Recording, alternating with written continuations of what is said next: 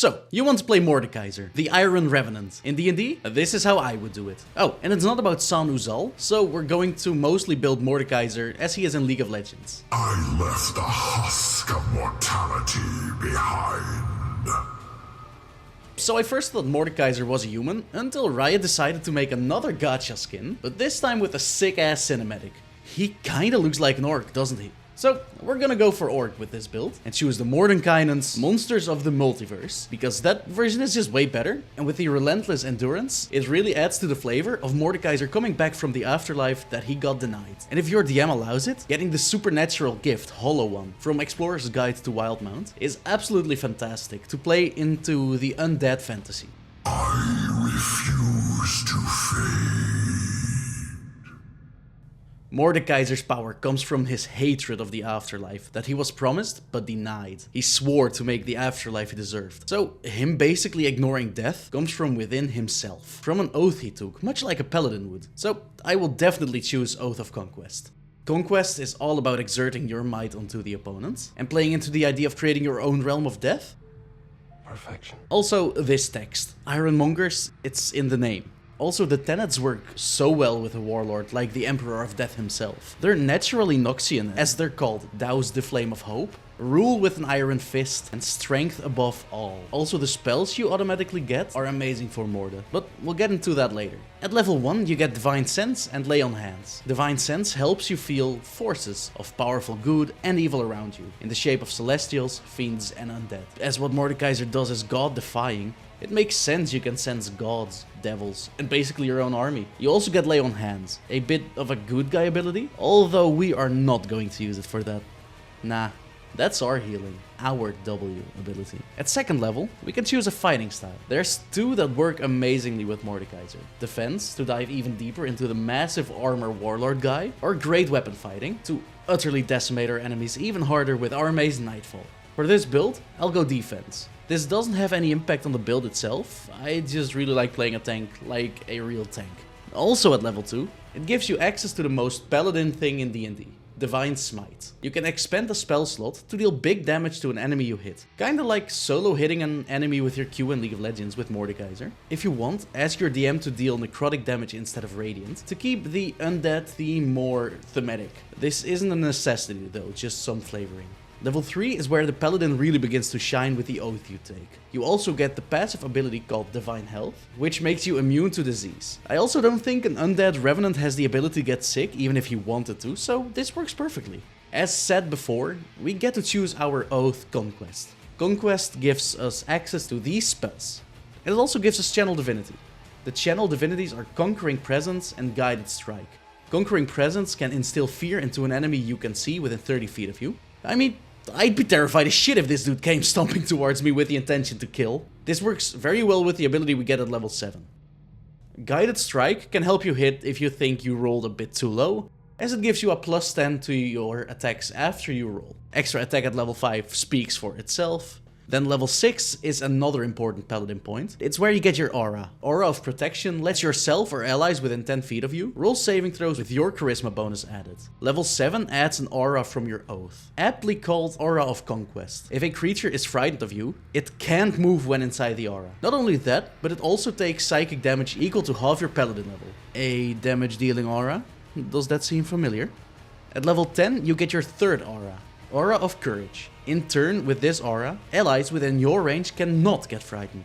Good to note is that all of these auras are 10 feet until level 18, then they increase to 30 feet around you. At level 15, you get a fucking Thorn Mill. Is that even still viable to build a Mordekaiser? I have no idea. It's fucking sick though. At level 20, you become both the Unstoppable Force and Immovable Object, with the Invincible Conqueror ability. As an action, for 1 minute you can grant yourself resistance to all damage, and even more attacks per turn. Also, you crit faster. Once I suffered a mortal body. Now I am Iron Incarnate. For Mordekaiser, I would pick the mercenary veteran background, as he's a warlord, not bound to a specific army as far as I know. This gives you proficiency in the skills Athletics and Persuasion, which makes choosing our proficiencies from the Paladin class easier. We'll definitely get Intimidation, because look at him. And we also choose Religion. Mordekaiser believed he'd go to the Hall of Bones when he died, which sounds like he had a very religious belief in the afterlife. Fools fear death. The strong wield it. A full level 20 Paladin can get a total of 5 features. The features I would pick for Mordekaiser are as follows. Crumble!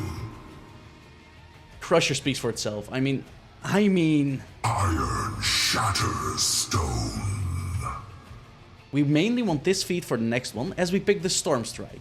And hey, an extra 1d6 damage plus potential disadvantage for enemies on an attack isn't terrible either. Every soul shall serve. This feat gives you another aura. The Maelstrom aura has the ability to slow enemies that start the turn in your 10 feet aura. If they fail the saving throw they must make when they start the turn. Mordekaiser often builds Rylai's Crystal Scepter, which also slows enemies in his passive aura, so this is perfect. Such paltry blows. Can't play a tank without the tough feat, giving you 2 additional hit points per level. Iron stands eternal. Mordekaiser is completely covered in metal, so it's safe to say he mastered this type of armor. This feat flat out lets you reduce incoming bludgeoning, slashing, and piercing damage by 3 HP. Sounds like not much, but if you're a veteran player, you probably know how much that 3 HP comes in clutch. And fighting an enemy with 4 attacks, that's still 12 damage blocked without expending a reaction or anything. No escape. Finally, Sentinel. This feat makes sure the enemy is not getting away. They were in your way and they will die for it. You can kind of flavor it as Mordekaiser's E, grasping them back towards certain death. The same magic that chains you to this realm frees me to walk between. The spells that work well as Mordekaiser's Q, Obliterate, are any of the smite spells, such as Thundering Smite, Wrathful Smite, and Searing Smite. It empowers your melee attack, just like Mordekaiser's Q, hitting harder on a single target. Something like Spiritual Weapon that you gain from the Oath of Conquest is fun too for this ability. Mordekaiser's W, Indestructible, can be reflected with spells that shield or heal. Something like Shield of Faith to increase his armor class, or Aid, Lesser Restoration, Cure Wounds, and especially Armor of Agathis and Stone Skin that you get from your oath work wonders here. Death's Grasp, his E, can be flavored with spells like Hold Person, Dominate Person, and Command. Anything to get them back closer to you. Then Mordekaiser's ultimate, Realm of Death, is really fun for a paladin, since there's one spell that exists to force an enemy into a 1v1, and it's called Compelled Duel. If your target fails a saving throw, they're compelled to fight you, since they get disadvantage on attacking anyone else. And it can't move away more than 30 feet from you, if it fails its saving throw. Oh, and Banishment sorta works as well, I guess. I would also pick spells that will help with your aura, such as Spirit Shroud and Fear. You get Fear as well from your oath. I forge nightfall from mortal terror. Now get the thickest and heaviest armor you can find. As a paladin you start with chainmail, but ask your DM to get plate armor instead, or find plate as soon as possible. The weapon we start with is going to be, surprise, surprise, not a mace. A mace is one-handed, and Nightfall, Mordekaiser's weapon, is a bit bigger than a normal mace. Instead, pick something that follows the massive huge bong stick like a maul, just flavor it into Nightfall. Finality approaches. And there you have it, Mordekaiser, the Iron Revenant in D&D. Let me know what you think of this guide and if there's anything you would change, or if I completely messed the build up. Don't be afraid to leave constructive feedback so we can all learn. Don't forget to press like, subscribe, and tell me who you want to see next. Thank you for watching.